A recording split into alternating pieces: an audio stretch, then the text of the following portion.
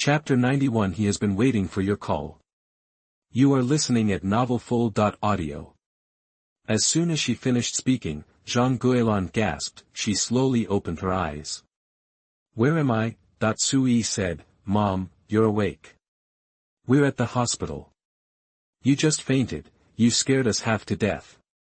The doctor checked her over. Give her some blood pressure meds and keep her here for observation. After he left, Sui offered to call her brother and sister-in-law, but Jean Bailian didn't want to see Sui. She just wanted her to leave so she could call her eldest son and his wife. Sui went to the public phone and first called the textile mill where Su Dehai worked.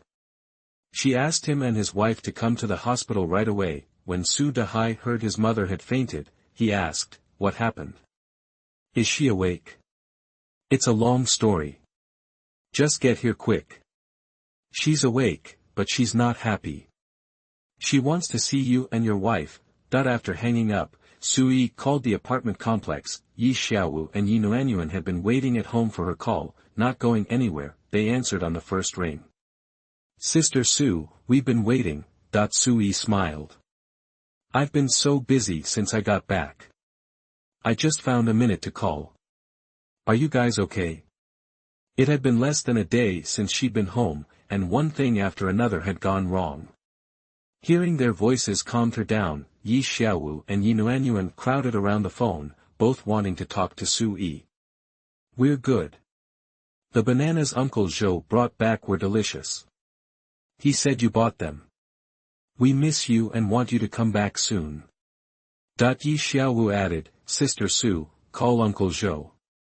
He's been waiting for your call since he got back yesterday. He's really worried about you. Sui agreed. After hanging up, she hesitated, then picked up the phone and dialed Zhou Jinchuan's office. Hearing his familiar voice on the other end, her heart skipped a beat. It had only been a day, but it felt like forever. After a moment, she said, Captain Zhou, it's me, Sui. He paused, then said, sounding more urgent, Did you get home okay yesterday? Yeah, it was fine. Did your parents give you trouble about Qin Yunfeng and his wife? Is anyone in the village bothering you? Sui smiled. It's okay. Have you looked into changing your residency permit yet? Not yet. Things have been crazy at home, I haven't had time. Okay, call me if you need anything. Just as Sui was about to reply, a nurse rushed over and said, Jean Bailian's family? The patient's causing a scene in the ward, you need to come now.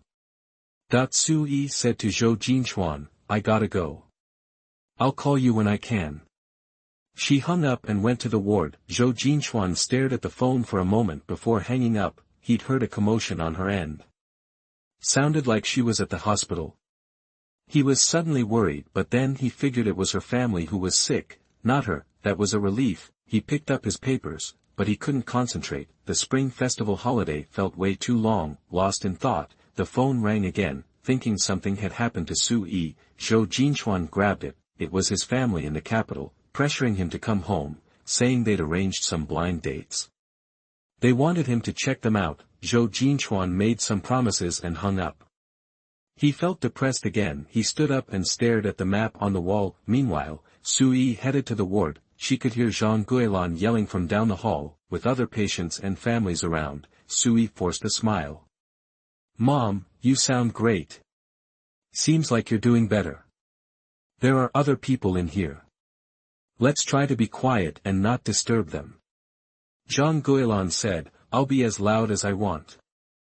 I asked you to make a call. Why did it take so long? You want me to die of thirst? Sui said, my brother's busy at the mill. It takes time to track him down. Jean Bailian snorted. It's all your fault. If you hadn't come back, none of this would have happened. Sui sighed. You're right. If I hadn't come back, you and Dad wouldn't have broken into my house in the middle of the night to steal my food. You wouldn't have taken it to your mother's place before dawn, giving the thieves a chance to break in. Isn't that a coincidence?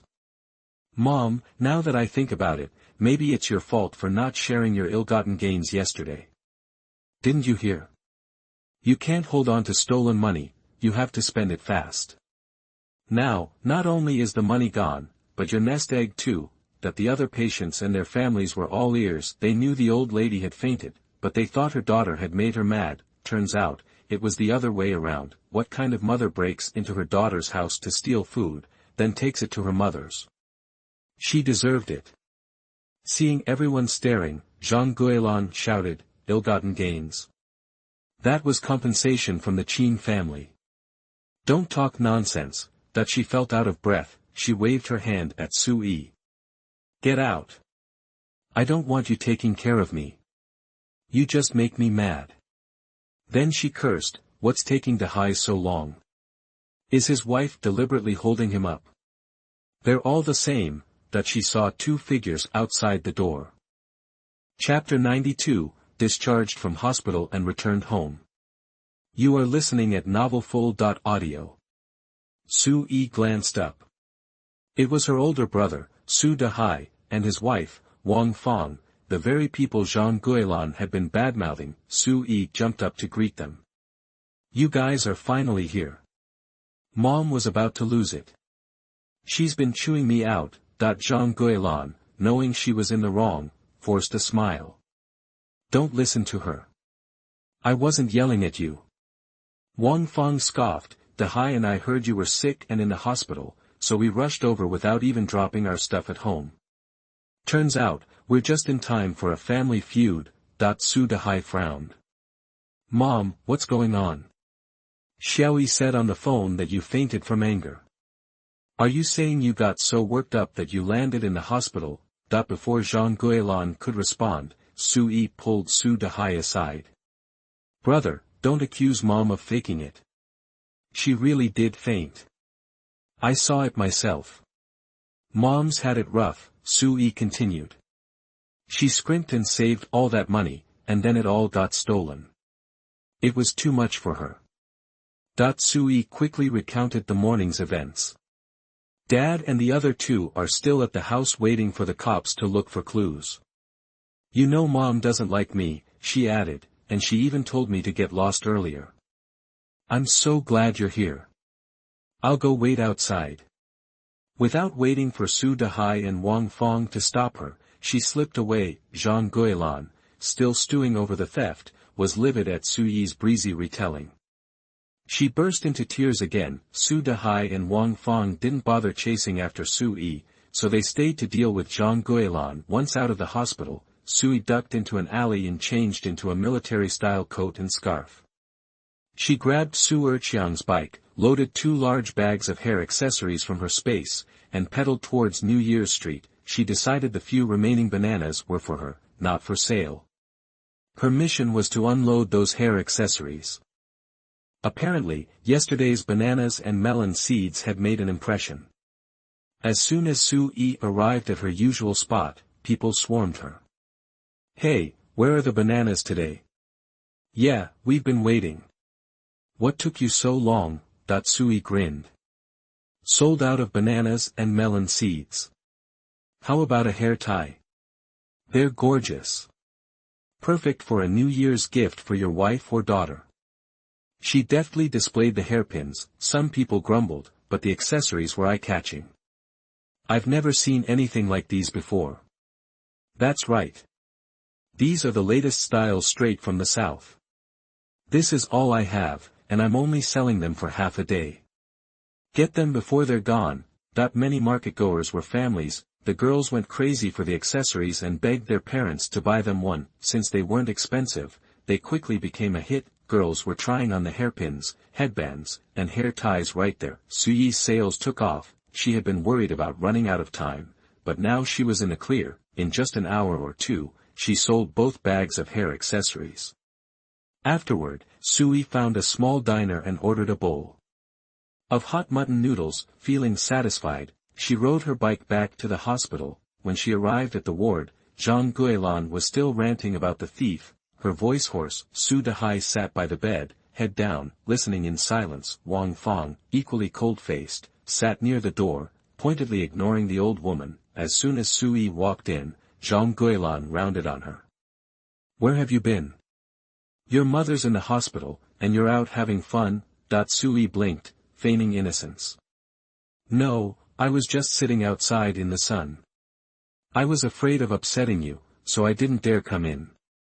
Wang Fang, relishing the chance to provoke her mother-in-law, chimed in, Mom, you told her to get out. If she doesn't come back, you yell at her. The poor kid can't win. Zhang Guilin turned to Su Dehai, fuming. Listen to your wife, Su Dehai sighed. Mom, you're not feeling well. Try not to talk so much. Don't get yourself worked up. Just lie down. That he turned to Sui. We didn't see you when we were eating. Did you eat? Sui replied, I had a stomachache and went to the bathroom. It's okay. I'm not hungry. Zhang Guilin snorted. I bet you're not hungry. You haven't done anything to earn your keep.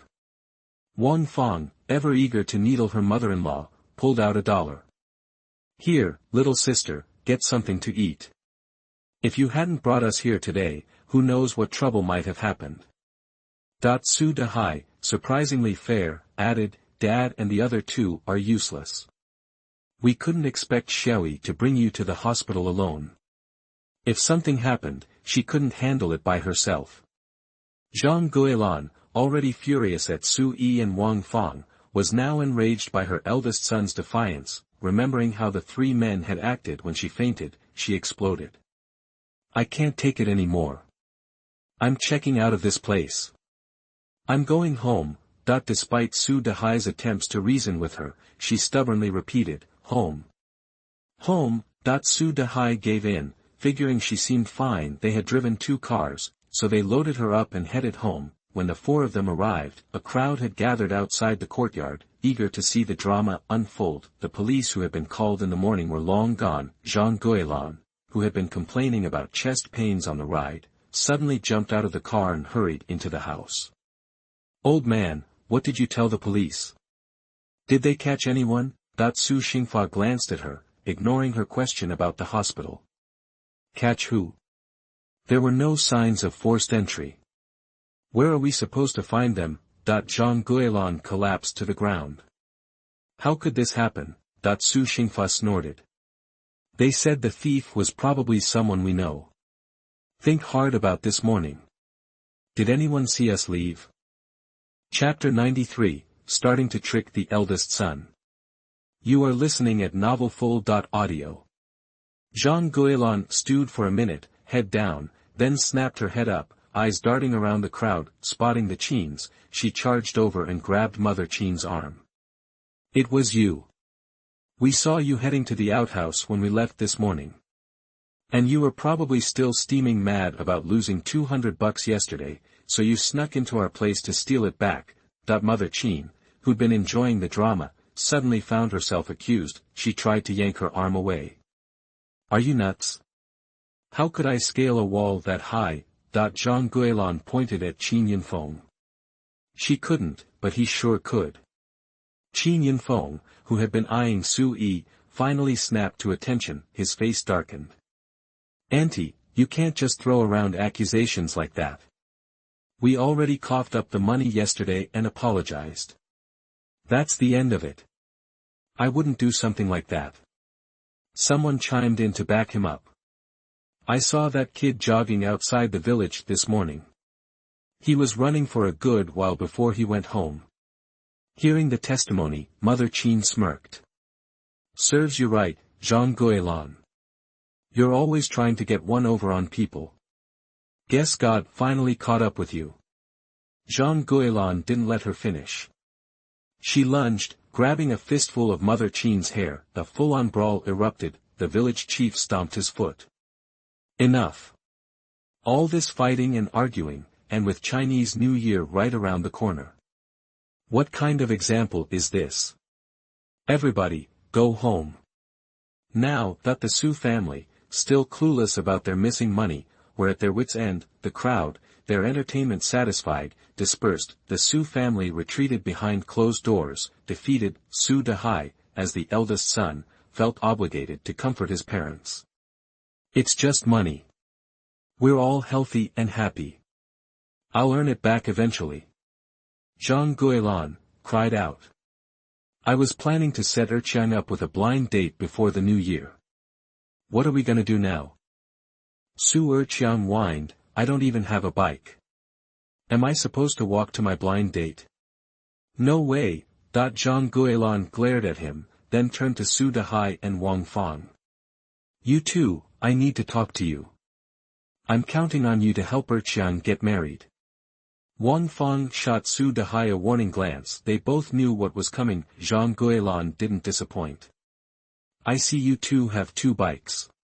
Why not let Erqiang borrow one? It'll solve the immediate problem.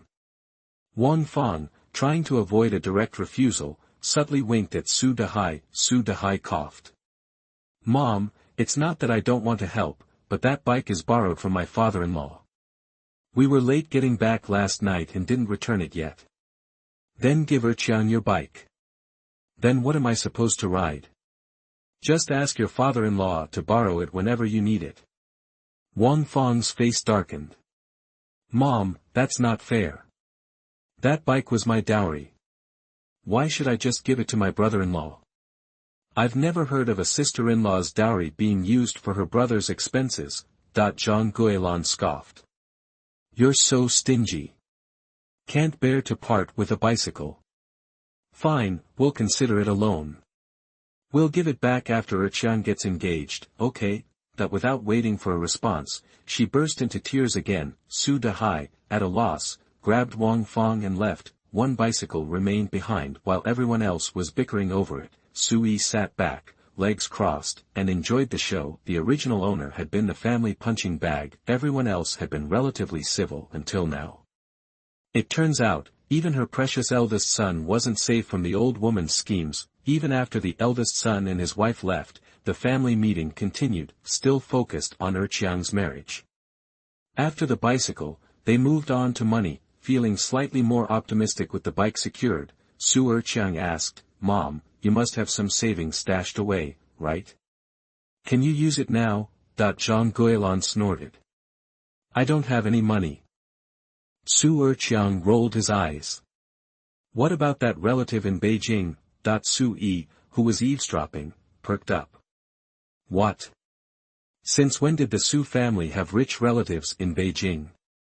Suddenly, seeing images of those gift boxes under the wardrobe snapped into focus. Could those gifts have been from their relatives in Beijing? She listened intently, but Zhang Guilan slapped Erqiang. What are you talking about? Since when did we have rich relatives? And even if we did, why would they just hand out money? Su Erqiang started to protest. Zhang Guilan cut him off. Alright, shut it. I know what to do. You just go meet the girl. I'll figure out the money. Su Yi, disappointed by the lack of details, sighed. Fortunately, things seemed to have calmed down in the Su household. She had been the victim of bullying, but now, they had no energy to mess with her. After a couple of quiet days, Su Yi decided to visit the village chief to ask about relocating. Remembering Zhou Jinchuan's advice, she pulled out a good bottle of liquor and a box of malted milk from her space before leaving. Taking advantage of the morning calm, she slipped out quietly. The village chief and his wife were at home playing with their grandson. Their son and daughter-in-law had gone to the hospital for a prenatal checkup. They looked surprised to see Su Yi, but since their last encounters, the village chief thought highly of Su Yi and invited her in. Su Yi set the wine and malted milk on the table. Village chief, I brought you a little something. Just wanted to show my appreciation. The village chief, pouring water, turned and was shocked. The village chief's wife walked over. Where did you get stuff like that? You need to take it back. Sui grinned. Uncle, auntie, I got a job working at the army, and I wanted to thank you. I had to hide it under my bed, so my folks wouldn't take it. You have to keep it a secret. The village chief immediately asked about the theft at her house. Su Yi described her door being broken into and the snacks disappearing. It's all my fault. I was saving those to share over New Year's, but they were too impatient. They went back to Zhang's house before dawn. If they hadn't left, none of this would have happened. Chapter 94. Could it be that we took the wrong child? You are listening at novelfull.audio. Girl, you can't think like that, the village chief's wife jumped in. It's not your fault. She hesitated, then continued, if it wasn't for your folks. Well, never mind. Let's just drop it. No use dwelling on the past. The village chief sighed and pressed the item into Su Yi's hand. This is too valuable. Even if you don't want to give it to them, you could sell it in the county. I overheard at the hospital yesterday that you were broke. Keep this for yourself. Su Yi gave him a wry smile. To be honest, uncle, don't think I'm being a jerk. I actually have some money, but I just didn't want them to grab it all, so I said that. She paused before continuing, actually, I came to ask you for a favor. If you don't take this, I'll feel too bad to ask. Hearing that she needed help, the village chief immediately asked what it was. Su Yi gave them a rundown of how she joined the army and ended up working in the kitchen.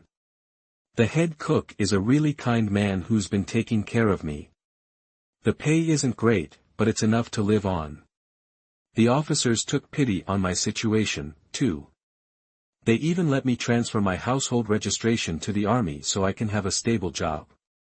The village chief and his wife listened intently. At first, they felt sorry for all she'd been through, but when they heard that she'd found a steady job with the help of her boss, they were thrilled. Looks like you finally caught a break, the village chief said. Things are looking up. That's great news, his wife chimed in. You'll go far. If you work hard in the army, I'll definitely help you out.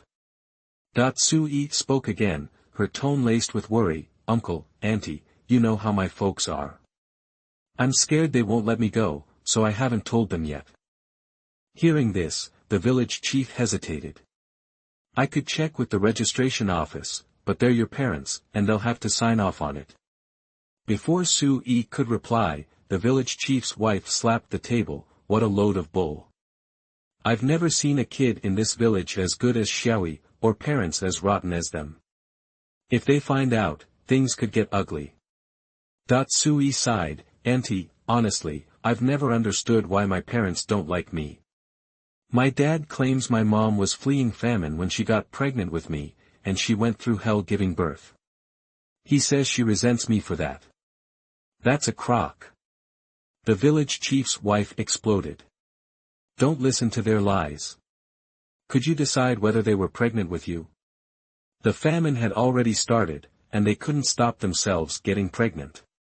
Before we ran, the elders in the village told your mother to take medicine and stop having the child.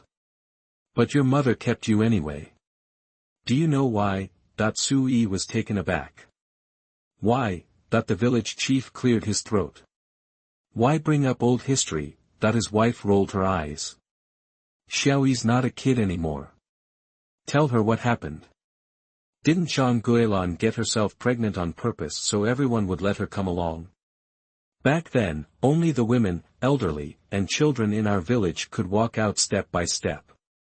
Zhang Guilin insisted she was pregnant and lay on the cart all the way, living the high life. And when we ran north and met a rich family, Zhang Guilin and she had babies on the same day. They were kind enough to let Zhang Guilin have a confinement period for more than 10 days. How is it possible to experience such a good thing if it weren't for the pregnancy? Su Yi was stunned. Really? And someone else even gave you your name? Otherwise, knowing your folks, they'd probably call you Su Sanmei. Su Yi couldn't help but laugh. That made sense. The village chief's wife took Su Yi's hand and squeezed it. Don't you worry. Your uncle and I are on your side. Try talking to them first. If it doesn't work, we'll figure something out. Su Yi nodded, deeply grateful, and headed back. After she left, the village chief and his wife couldn't help but sigh as they looked at the items on the table. It's a shame a good girl like Su Yi was born into that family. We need to help her out. Don't worry, I know what to do. Old man, don't you think Su Yi's getting prettier and prettier? She doesn't look anything like those ugly Sus. What are you getting at? Could it be we grabbed the wrong baby back then? That's impossible. There were so many people around during the delivery. There's no way I could have mixed up the babies. Okay, maybe I'm just thinking too much. After leaving the village chief's house, Sui realized she had nowhere to go. Her house was a mess, and she didn't want to go back anyway. After a moment's thought, she started towards the back hill of the village. Back in the day, when the original owner was starving, she would often go to the back mountain to forage for food. She couldn't catch wild animals, but she could usually find some wild fruits and vegetables to fill her stomach. Following the original owner's memories, Sui took a shortcut up the mountain. She wanted to see if the space could hold living things. If it could, this mountain held a lot of hidden treasures. But as soon as she reached the base of the mountain, she ran into the last person she wanted to see, Qin Yinfeng. His eyes lit up when he saw her, and he hurried towards her. Xiaoi, what are you doing up here alone again? I told you, it's not safe on the mountain. Sui looked at him strangely. Since returning to her hometown, she could clearly feel that Qin Yinfeng's attitude towards her had changed drastically. Maybe coming home had made him remember the good old days with the original owner. Ironically, the original owner was dead because his family were murderers. Sui didn't feel like dealing with him and tried to walk past him, but Qin Yinfeng, taking advantage of the fact that they were alone, blocked her path. Xiaoi, I know you're still mad at me, but you can't risk your safety. Are your folks not feeding you again? Sui stared at him, speechless. What's it to you? Qin Yinfeng hesitated, then offered her the 2 pheasants he'd just caught. I just caught these. If you're hungry, I'll roast them for you right now. Remember when we were kids, we used to cook up stuff on this mountain all the time. Sui snatched the pheasants and threw them down the mountain. Qin Yinfeng, I'm telling you again, don't bring up the past, or I'll beat you every time you do. Qin Yinfeng gazed into her eyes. I know you don't mean that. Before he could finish, a slap landed on his cheek. Chapter 95 I'm beating you, you scumbag. You are listening at novelfull.audio. The sound of a slap echoed through the silent woods. Qin Yinfeng, completely blindsided, stood there stunned. The stinging on his cheek finally registered, and he looked at Sui in disbelief. We grew up together. Can you really just forget everything? Before he could finish, Sui slapped him on the other side of the face. Symmetry. Sui sighed, satisfied. I told you not to bring up the past. It's just gross. Let me spell it out. The original Sui died the minute your family paid someone to throw me in the water. I'm done with you. I don't want anything to do with you, now or ever. Qin Yinfeng's eyes welled up. But I didn't know you fell in. If I'd known, I never would have let them do that. Sui scoffed. Oh, so now you know, huh? What are you going to do about it? Going to kill your mother? Beat her up? Turn her into the cops for justice? Qin Yinfeng stammered, can't I make it up to you somehow? Fine. Sui smirked. Go back right now and throw your mother in the river. Then I'll forgive you. How's that sound? Qin Yinfeng was speechless, staring blankly at Sui. He looked at her as if he had never seen her before. Seeing his stunned silence, Sui rolled her eyes and decided she was done talking. She started climbing the mountain. Halfway up, Sui found several well-made animal traps. She dripped a bit of spiritual spring water into each one, then climbed a tree to wait. Within minutes, the traps came alive. Looking down, Sui saw rabbits and pheasants jumping into them like they were drawn by a magnet. Collect, Sui said quickly, and the struggling animals vanished. After 3 waves, Sui figured she had enough. She didn't want to wipe out the entire population. She started back down. Suddenly, a louder commotion erupted in the forest, and a group of black shapes came barreling through the trees. Wild boars. Sui was terrified of those things and couldn't even look at them for long. She closed her eyes and collected them all into her space. After she had them all, Sui popped into the space to check on them. Thankfully, everything, dead or alive, was huddled in a corner, not running amok. As long as they didn't cause trouble, she was fine. Feeling a little sorry for the animals, she created a patch of land and forest deep in the mountains inside the space, a temporary home for them. With that done, Sui saw the sun was already high in the sky. Time to head down. As she reached the foot of the mountain, she spotted the 2 pheasants she had thrown aside lying on the fallen leaves. Sui picked them up without a second thought. The meat was innocent. Waste not, want not. She arrived home and walked into the courtyard, where she saw Jean Guilan carrying food from the kitchen to the main room. Seeing Sui, she sneered, "Oh, look who's back. Run off first thing in the morning, but you know to come back for dinner. We figured you were dead and didn't bother setting a place for you." Sui was pretty much immune to Jean Guilan's comments by now. She could filter them out without even trying. She walked straight to the kitchen. Jean Guilan, furious that she was being ignored, called after her, "You're not going to find anything to eat in there." She had already stashed all the rice and flour in the house. Anyway, let her go look. Sui entered the kitchen and immediately started heating water to pluck the pheasants. Then she cleaned and chopped the meat with practiced ease. Su Erqiang, munching on a steamed bun, peeked out of the main room. "What's that damn girl doing in the kitchen? What's all the racket?" Jean Guilan scoffed. "Who knows what she's up to? There's nothing to eat in there, anyway. Let her do whatever she wants. We'll eat our own food." Su Sanhu pouted. "Mom, when are we going to have meat buns again? I'm starving. My stomach's empty." Jean Guilan glared at him. "Eat, eat, eat. Don't you know what's going on around here?" Su Erqiang mumbled. "Hasn't the money from Beijing come through yet?" Jean Guilan glanced outside to make sure no one was listening, then turned to Su Xingfa. "Go to the county this afternoon and check. It should be there by now. If it is, pick up a few pounds of meat." The family went back to gnawing on their buns. Even though not everyone was as vocal as Su Sanhu, they were all craving meat after days of steamed buns. They hoped they could get their hands on some cash and finally satisfy their cravings. Just as they were daydreaming about meat, a delicious aroma wafted from the kitchen. "It smells like meat. Where'd that damn girl get meat? I'm going to see." Su Xingfa cut him off. "Sit down. What's the rush? It's not even ready yet. You think she'll dare not bring it here when it is?" Su Sanhu eyed his father suspiciously, but quickly tossed aside his bun. He sat down and waited for Sui to bring the meat. The 4 of them stopped eating and focused on any sounds from the kitchen. Finally, after the sizzling in the pan had been silent for a while, Sui still hadn't appeared. Su Sanhu couldn't take it anymore. "Dad, is she eating it all in there by herself?" Su Xingfa looked uneasy, but Sui still wasn't coming. He stood up and walked to the kitchen. The other 3 hurried after him. When they reached the kitchen door, they saw Sui holding a white flour bun in her left hand and a chicken leg in her right. Su Sanhu rushed forward. "Sis, how can you eat alone?" It was the first time he had called her sister since she came back. Sui scoffed and ignored him. Su Erqiang wanted to go forward, but his cheek still throbbed. Jean Guilan couldn't help but snap. "Where did you steal that chicken? And where did you steal that fancy steamed bun?" Sui raised an eyebrow. "Steal?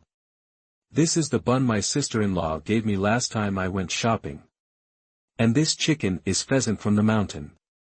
You should be able to recognize the feathers, even if you don't know what the meat is, right?" The family looked down and saw a pile of pheasant feathers on the ground. Jean Guilan snorted. "Your mother just got back from the hospital. Your father and brothers haven't had meat in days. How can you eat alone?" Sui raised her eyebrows. "What's the problem? You didn't call me when you were eating. I heard you just now. You said I could do whatever I wanted in the kitchen." Su Sanhu watched his mother and Sui arguing back and forth, but nothing stopped Sui from eating, and the chicken in her bowl was disappearing fast. He burst out, "Mom, I don't care. I want some chicken today." Jean Guilan looked at the axe next to Sui's hand and didn't dare try to grab the food. She winked at Su Xingfa. Sui used to obey Su Xingfa. Maybe he could talk some sense into her. Su Xingfa pursed his lips. "The house has been a mess these last few days, and you're running off every day. Your mother just wants you to focus. She didn't mean to starve you." Chapter 96 Smash the Pot. Stop eating. You are listening at novelfull.audio. Sui fried up both of the chickens she'd gotten earlier. I was stuffed after only eating half. Remembering what the village chief's wife had said that morning, she took the initiative to lift the pot lid. There's plenty of chicken here. You can have some, but I have a condition. A few people looked up. There was still half a pot of chicken left. He immediately grinned. What's the condition? Spill it. Sui put the lid back on and told them straight up that she was transferring her residency to join the army. Before, Sui had only mentioned working as a kitchen helper for the army. Su Xingfa and Zhang Guilan had assumed it was some dead-end job. Now, hearing that she could transfer her residency there, their eyes lit up. Sounds like that job ain't too shabby. It just so happens our third kid wants to join the army but can't. Let him have this job. Sui was floored by their shamelessness. She'd thought they'd be happy to see her leave and wouldn't be completely unreasonable, but their first thought was to hand the job to their precious son. Sui sneered. How old is Su Sanhu? Is he even old enough? Zhang Guilan pursed her lips. Then let the second one do it. He doesn't have a job either. Sui scoffed. The second one? Can he even cook? And you think just anyone can do this job? I got in because I have skills. The second one can't tell salt from pepper. What does he know? Forget about it. Even if he tried to take my place, he wouldn't stand a chance. Seeing that Sui wasn't giving up the job, Su Xingfa threatened her directly. All right, if you don't give it to one of them, you're not going anywhere.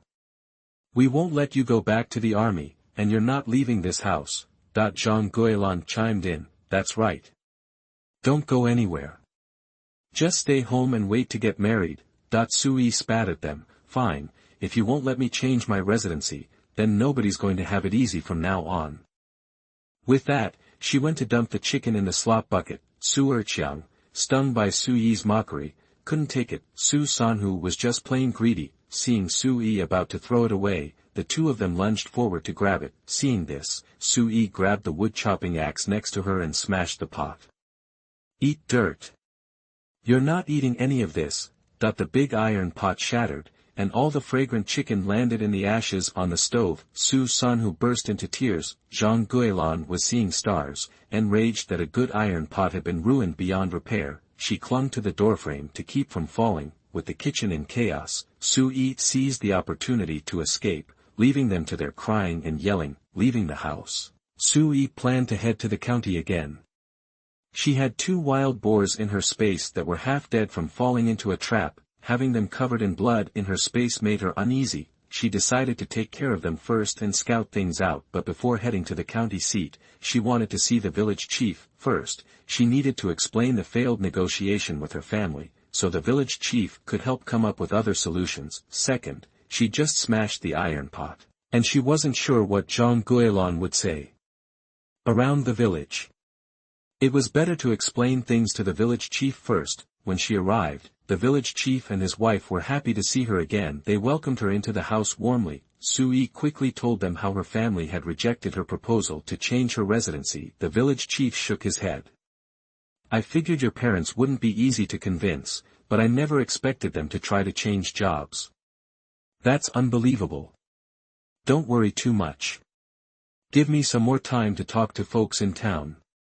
If that doesn't work, I'll come to your house and have a little chat with them. Sui had no choice but to agree, then confessed her misdeed with a guilty look. I was so angry at the time. They were about to hit me. I lost it and accidentally broke the pot. The village chief couldn't help but twitch his lips. This girl seemed gentle, but was she really that strong? The village chief's wife chuckled. I don't blame you. They were way out of line. They won't even give you food, but they'll still grab it for themselves. Don't you worry. If your mother comes causing trouble, I'll help you deal with it. Okay, hearing you say that puts my mind at ease. Otherwise, I wouldn't dare go home tonight. Leaving the village chief's house, Sui headed straight for the county seat. When she got to a deserted spot, she quickly pulled her bicycle out of her space. She also grabbed the men's Lei Feng hat and black scarf she'd bought in the county last time, and put on the military coat Jin Chuan had given her the week before. she was wearing thick winter clothes, and dressed like this. She really looked like a young man, just a little on the skinny side. When Sui got to the county, she went straight to the pork stall.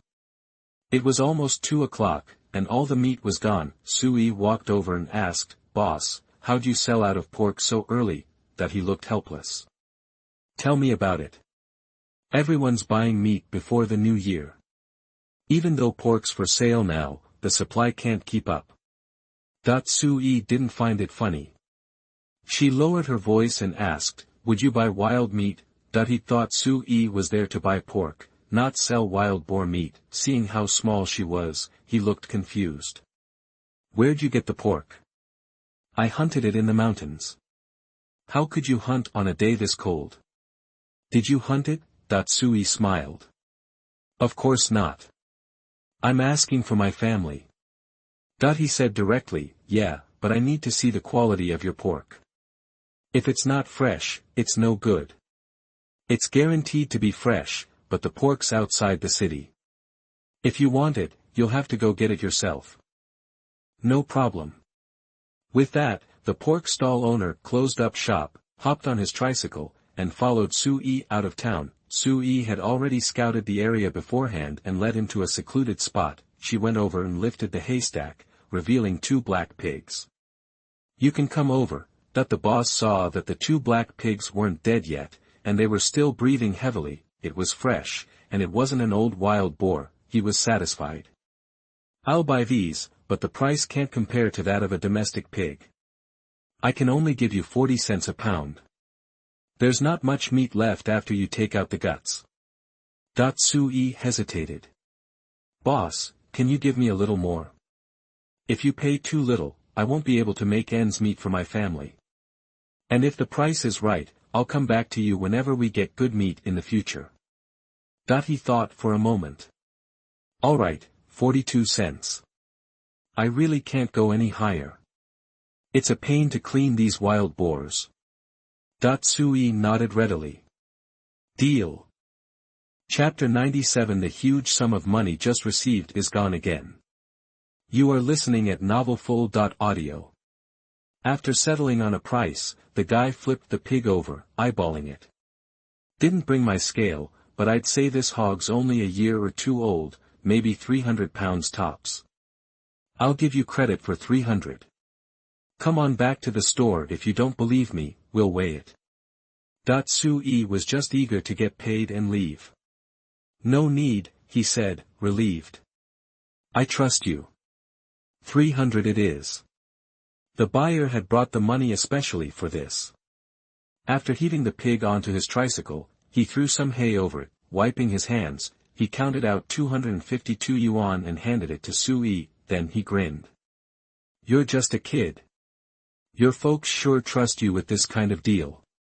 Come see me again when you got more quality meat." Sui nodded. "Will do." Now that the boar was sold, Sui planned a trip to the county to stock up on supplies for his personal space. He wanted to plan for long time to be spent with the Su family. No sooner had he reached the county post office than he spotted Su Xingfa, looking pleased and a little shifty, heading out, remembering that Su Erqiang had accidentally blurted out last time about a money transfer from relatives in Beijing. Sui quietly followed him. He watched as the man pushed his bike to a supply co-op and came out carrying an iron pot. Sui had seen him at the door while shopping. His bag looked stuffed with cash. Sui racked his brain, trying to recall any Su family relative who'd be so generous. Suddenly, a dark figure darted toward Su Xingfa, snatching his wallet right off the street. The thief bolted in Sui's direction, reacting fast. Sui took advantage of the moment the guy brushed past him and slipped the wallet into his space. Su Xingfa, seeing his wallet stolen, dropped his bike and the pot and took off in pursuit. He didn't spot his daughter, who was carefully disguised. Sui didn't linger. After grabbing some food at the local diner, he headed straight for Su Dehai's factory. These days, Su Dehai and his wife were the only ones in the family not at each other's throats, whether it was to save face or because they had no real axe to grind. In any case, their attitude toward him wasn't too extreme, so Sui figured he'd start with Su Dehai. See if the eldest son could persuade the rest of the family to let him change his registration. Arriving at the textile factory, Su Yi asked the guard to call for Su Dahai. When Su Dahai got the message, his first thought was that something had happened back home. He came running, out of breath. Little sister, what's wrong? Something else happened at home. Su Yi chuckled. Nothing like that. Just need to ask my big brother a favor. Seeing that Su Yi seemed hesitant, Su Dahai led him inside and found a quiet spot to sit. Spit it out. What is it? Su Yi repeated his wish to change his registration to join the army and told him about his parents' reaction. He'd assumed that Su Dahai, with a high school education and a factory job, would at least be reasonable. Instead, Su Dahai started lecturing Su Yi. Look, sis, mom and dad are right. You're a girl. You'll be getting married soon, anyway. It's not right for you to go so far away. Besides, isn't that Chin kid in the army too? Won't you just be distracted if you go? Why not just give this opportunity to your second brother? We're family. No need to split hairs. As for whether it can be transferred, you should ask the leader of the army first. I think it may not be impossible. Su Yi bit his lip, realizing he'd overestimated the man. Oh, well. Better to see things clearly now, so he wouldn't get his hopes up. That way, he wouldn't worry about anything next. Seeing that Su Yi was silent, Su Dahai gave him some words of education. Alright, I've been taking days off these past few days for family matters. I'm swamped at the factory, and the boss is starting to give me the side eye. If you got nothing better to do, head on back and take care of mom. Su Yi scoffed inwardly, thinking that he would have to ask for leave again soon. Sure enough, before Su Yi could even stand up, the guard came to call Su Dahai again. Dahai, someone's here to see you again. Su Dahai looked puzzled. Who is it? Your dad. Su Dahai's mouth twitched, and he hurried to the gate. He'd thought the guard was kidding, but standing there was his father. Seeing Su Dahai, Su Xingfa looked like he'd found a savior. Son, this is a disaster. I got robbed just now. Su Dahai was shocked. Robbed? Yeah. Almost 1,000 yuan. I just got it and didn't even have time to enjoy it. Hearing it was almost 1,000, Su Dahai went pale. Where'd you get that much money? Su Xingfa glanced at Su Yi behind him, startled. What are you doing here? Without waiting for an answer, he grabbed Su Dahai. Never mind that. Help me find the guy. It's the most important thing. Su Dahai didn't even have time to ask for leave before being dragged to the nearest police station. After hearing Su Dahai's description, the police took down the thief's general features. Then they told them to go home and wait for news. Su Xingfa wailed and refused to leave. Officer, this was broad daylight robbery. You gotta catch him. The police patiently coaxed them and finally sent them on their way. Su Dahai, seeing his father crying like a child, grew agitated. Dad, what's the use of crying? There's 1 million people on the street. How are they gonna catch him right away? And you didn't even see his face. Besides, were you flashing your money when you bought stuff? Did you get targeted? Why would you carry that much cash and just whip it out? Su Dahai was scolding his father, but it felt more like the other way around. Given the amount of money involved, he was practically incoherent with anxiety. Su Yi, who'd been feeling let down, felt a sense of grim satisfaction. Su Dahai and Su Xingfa were 2 peas in a pod. As long as trouble didn't hit them, they could always dish out advice, but when it landed on their heads, they felt the pain. All right. The two argued all the way down the road. Finally, Su Yi couldn't take it anymore. Dad, big brother, let's not talk about it here. Let's go home. Mom and the others don't know yet. Who knew what would happen if they found out? Su Xingfa paled, realizing the same thing. Dahai, you gotta come with me. If your mom gets so angry she faints, you can talk her down. Helpless, Su Dahai agreed. He ran to call Wang Fang, then pulled out his bike. The 3 of them rode back together. Just as they reached the edge of the village, they saw Jean Guilan and the second and fourth brothers running toward them. Simple reason. They all knew what Su Xingfa was going to do in the county. Seeing the iron pot on the bike, they knew the money had arrived. They were stoked. Su Sanhu was in the lead. "Dad, did you buy meat?" Chapter 98. The second son's marriage is ruined. You are listening at novelfull.audio. When the three of them arrived, they saw Su Dahai. "Haidai's back." "Perfect timing," Zhang Guilan said, pleased. "Don't go anywhere tonight. We're having stew." Then, Su Yi hopped out of the back of Su Dahai's car. Zhang Guilan's tone instantly changed. "What are you doing here?" Su Yi was excited. "I went to town to see my brother and ran into Dad. He was looking for him too. Then, we all went to the police station together and came back." "Police station?" Zhang Guilan's heart skipped a beat. Su Xingfa looked worse than he did at his parents' funeral, head down, not saying a word. A bad feeling washed over her. "Why were you at the police station?" she demanded. Su Xingfa remained silent. Su Dahai didn't know how to start. "Mom, let's talk inside," he offered. Zhang Guilan's chest heaved. She glared at Su Yi. "You tell me what's going on." Su Yi looked awkward. "Dad, big brother, you can't hide something like this. Tell Mom." Then, she spilled the beans about Su Xingfa getting mugged and losing all the money. "What?" Zhang Guilan shouted, cutting her off. "Robbed? All the money's gone." Su Xingfa slumped to the ground, clutching his head. "That's right. Gone.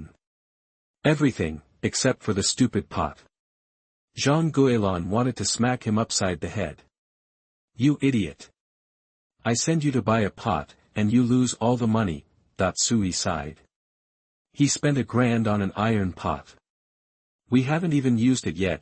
Zhang Guilan kicked and punched Su Xingfa, still fuming. Then, she whirled on Su Yi, pointing a finger.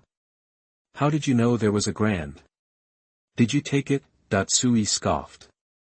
"I was with my brother at the textile mill when it happened." Su Dahai nodded. "She was with me. And the guy who snatched the bag was huge. Don't go making things up." Zhang Guilan scoffed. "It's always something with her. Trouble always seems to follow her. Who else am I supposed to blame?" Su Yi laughed humorlessly. "It's Dad's fault for flashing the cash. He went shopping, showing off, and got robbed. How is that my fault? That she'd only been trying to keep the money in the family." Zhang Guilan, exhausted from yelling, collapsed, crying. Su Erqiang, hearing the money was gone, punched a nearby tree stump. "Great! Now what am I going to use to get married?" Seeing everyone so upset, Su Sanhu threw a tantrum on the ground. "We were supposed to have meat today. Dad, why are you so dumb?" $1,000. The Su family drama played out for everyone to see. Villagers gathered at a distance, enjoying the show. "What's going on at the Su's place now?" "Old Su went to town, withdrew $1,000, and got robbed right after." "Holy cow! Didn't they just get robbed? Where'd they get another $1,000? Who knows? This year's gonna be tough."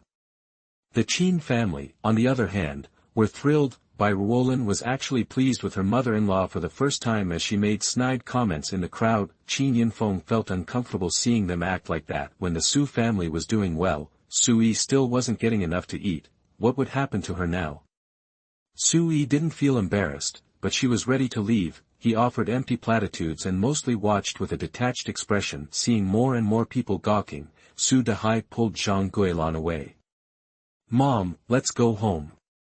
Don't give them a show." Zhang Guilan slapped him. "Our family's falling apart, and you're worried about what people think. Who cares?" Su Dahai argued, but it was pointless. He couldn't stand the judgment anymore. He got in the car and drove back to town. As he left, Zhang Guilan cursed after him. Finally, they finished yelling and crying. They went home even with a new pot. No one was in the mood to cook. The Su family skipped dinner. Su Xingfa and Zhang Guilan were too upset to eat. Su Erqiang and Su Sanhu were starving, so they soaked stale bread in water. Su Yi ignored them, went to her room, and slipped into the space. She pulled out white rice and sweet and sour pork ribs and started eating. As the noise at the Su's house died down, a rapid knock sounded at the door. Su Yi ignored it, peeking through the window. Su Xingfa opened the door to find the matchmaker who'd been arranging Su Erqiang's blind date. She carried 2 pieces of fabric and thrust them at Zhang Guilin. "Sister-in-law Su, this is the fabric you gave me. Here it is, untouched." Zhang Guilin asked, "What's going on? Aren't you helping my son get married?" The matchmaker threw up her hands. "I can't." The other family changed their mind. Zhang Guilin grabbed her arm.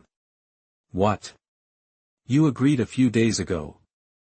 Why now?" The matchmaker pulled away. "With your family's luck these days, who'd want to marry in? You're broke, and you're jinxed. They need a dowry to marry off their own son, and now everyone knows you guys keep getting robbed.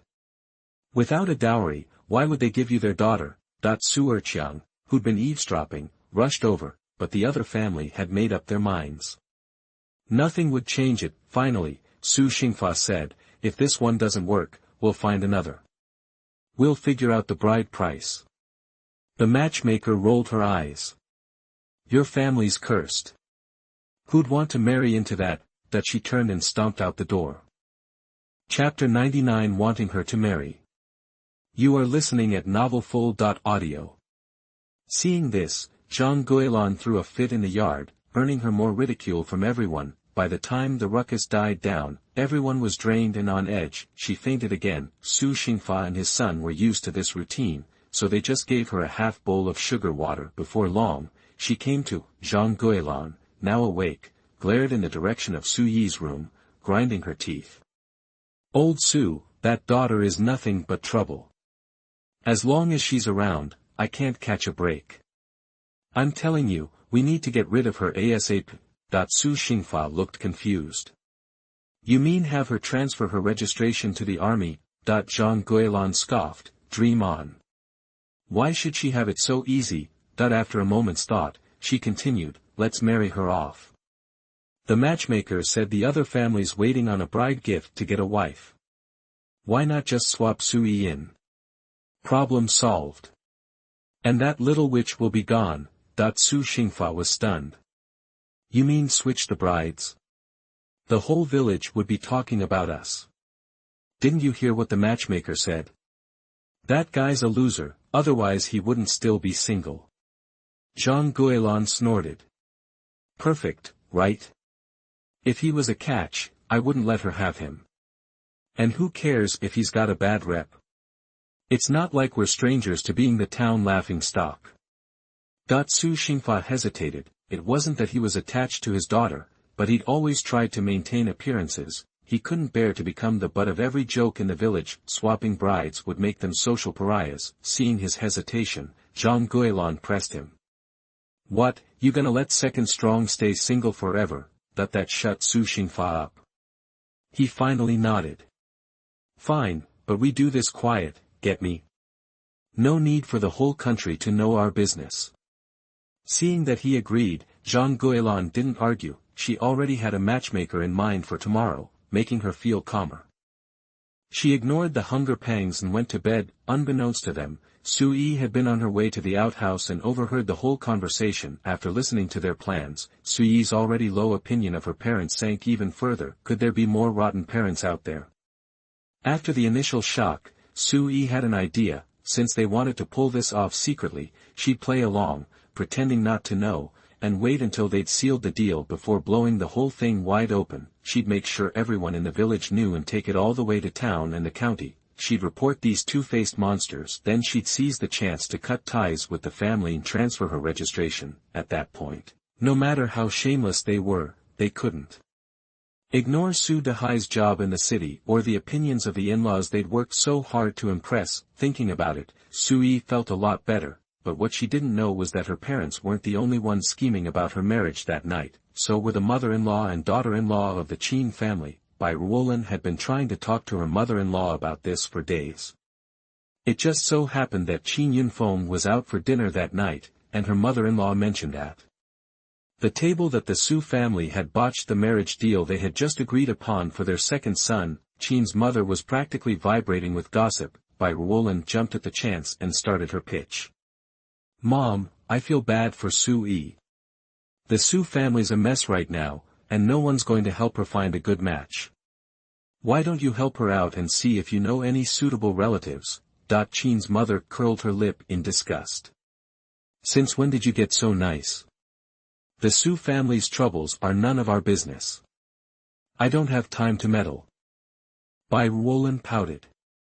I'm not being completely selfless, Mom. Think about it, if Su Yi doesn't get married, she's going to follow us back to the army after New Year's. As long as she's in the army, she'll be hanging around Yunfeng all the time, and everyone will get the wrong idea about Yunfeng and me. The mention of her son's future perked Qin's mother's ears. She knew Su Yi was pretty enough, and it would be nice to get something out of it, she started to think. There's no one close to her age, but I do have a distant cousin. He's been after Su Yi since before and hasn't let it go. Too bad his wife died last year. He also has a son, which is a bit of an age gap.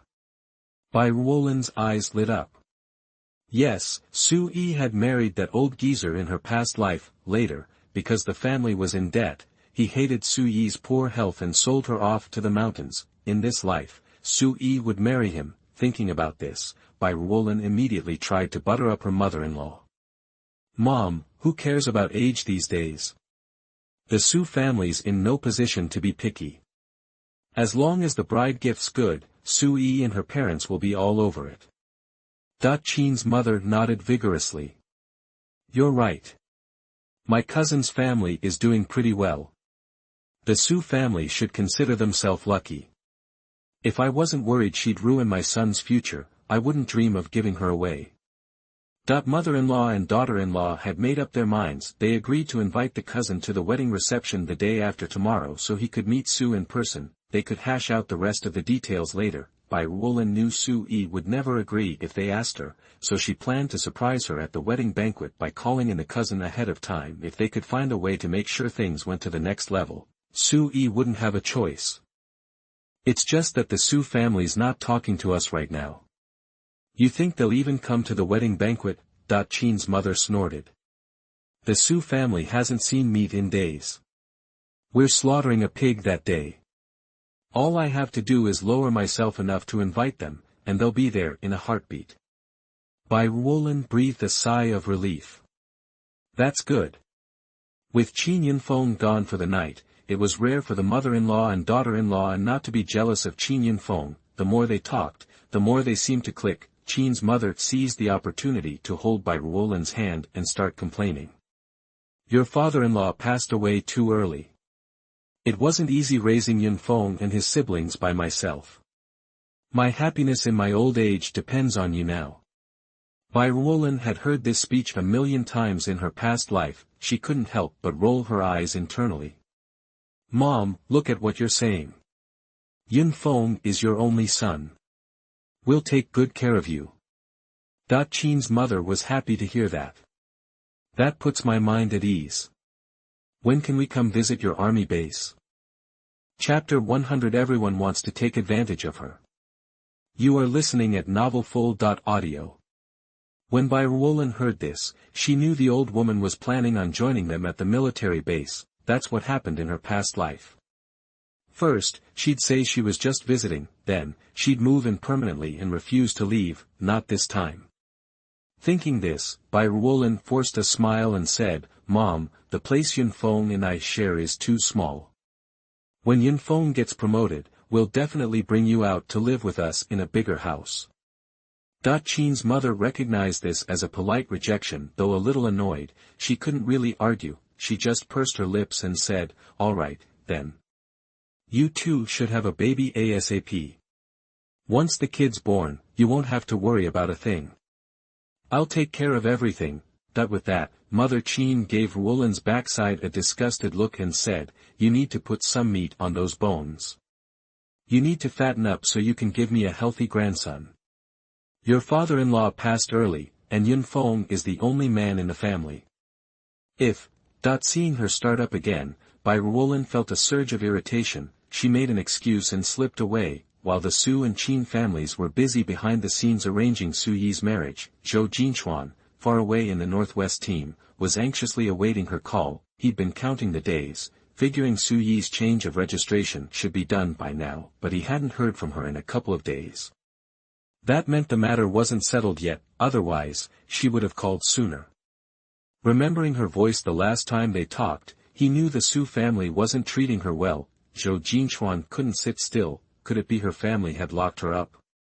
Once those kinds of thoughts start, you can't help but imagine the worst. Seeing his worry, Yi Xiaowu grew anxious too. Uncle Zhou, do you think Su Yi is okay? They don't even have a phone. What if something happened? Yi Xiaowu's words broke Zhou Jinchuan's last line of defense. After a moment's thought, he asked, Xiaowu, Nuanyuan, do you want to go find her with me? He'd worry leaving the kids alone. The two kids jumped up with excitement. Yes. Let's go find Su Yi together. The day arrived for Qin Yunfeng and Bai Ruolin's wedding banquet in the village. Early in the morning, Su Xingfa brought a slick-looking man to their house. His hair, parted in the middle, was slicked back. As soon as he entered, Zhang Guilan called Su Yi out. Su Yi pretended not to know what was up and walked out innocently. What's going on? Zhang Guilan was angry at her attitude but held it back for the sake of the meeting. Come meet someone. This is Sun Dayo, your future sister-in-law's brother. Call him Brother Renyu. Su Yi burst out laughing. Brother Oil? Does that mean he's greasy? Hasn't that hair been washed in a year? The man looked confused, but seeing that she was even prettier than the matchmaker had said, he decided not to get angry. He reached out his hand and said, Honey, we're family now. You can call me whatever you want. Su Yi scoffed. Hold up. My second brother hasn't married your sister yet. Even if he did, we still wouldn't be family. The man was stunned, thinking she didn't know about the switch. He grinned and said, You'll know whether we're family or not when the time comes.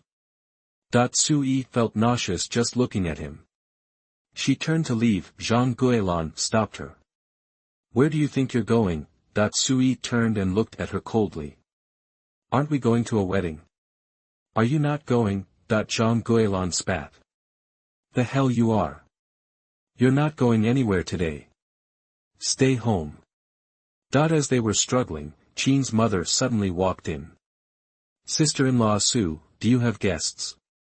Mother Qin saw the strange man and immediately figured things out. She was even more eager to get Su Yi to meet her cousin. Zhang Guilan ignored Qin's mother and turned away angrily. Qin's mother had to play nice. We're having a party today. Plenty of food and drinks. All the men in the village are going. You can't refuse me. Hearing plenty of food, Su Sanhu immediately ran out. Mom, let's go. Seeing Qin's mother making nice, Zhang Guilan felt appeased. Knowing there was no food at home to offer, she pretended to be reluctant and said, I wanted to have a wedding drink, but we have a guest. Mother Qin scoffed inwardly, but smiled and said, Bring your guest. Let's all go have a wedding drink together. Hearing this, Zhang Guilan got what she wanted. After some token resistance, she called the whole family to go. Su Yi knew Qin's mother was up to something. Inviting their family to a wedding banquet was not a casual thing. It was going to be a miserable day either way, so she might as well go see what's going on and get some free food and drinks. With that, she allowed Qin's mother to lead her affectionately to the Qin house. When they arrived, several large tables were set up in front of the house. Mother Qin pulled Su Yi to a table at the edge. Here, have some melon seeds and wedding candy. The feast will start soon. She piled the food in front of Su Yi. Everyone was confused seeing Mother Qin suddenly treating Su Yi this way. After handing over the food, Mother Qin started to butter Su Yi up. I've liked you since you were a little girl. Though we weren't meant to be mother-in-law and daughter-in-law, we should still keep in touch. Maybe our families will be related someday. Su Yi knew she was getting somewhere. Without missing a beat, she smiled and said, You're right, Auntie. Qin Yunfeng is doing so well. He'll definitely take you to the base to enjoy life. We'll see each other plenty in the future. You haven't been to the army yet. It's big and nice. The food is great. You don't have to chop wood and cook every day. You can eat ready-made meals. Qin Yinfeng and his wife are filial. You should enjoy life at your age.